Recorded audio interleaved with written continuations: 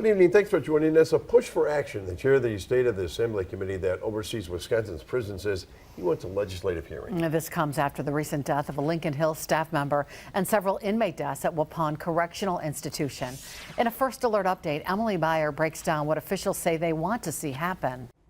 Representative Michael Schra of Oshkosh says this hearing needs to happen.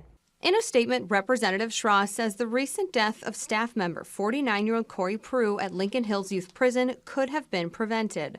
The statement goes on to say it's evident that the legislature needs to take action. This all comes after several incidents that Schra says he's been following.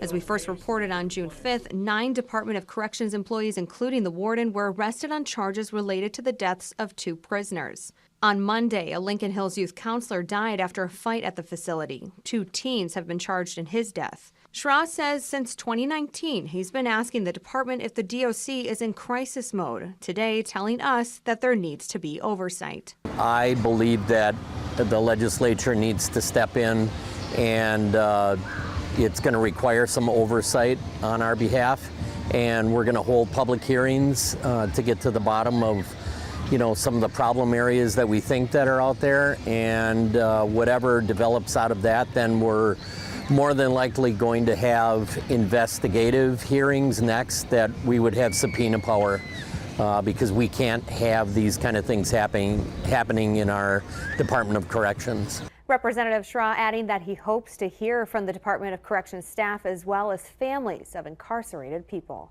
We'll send it back to you.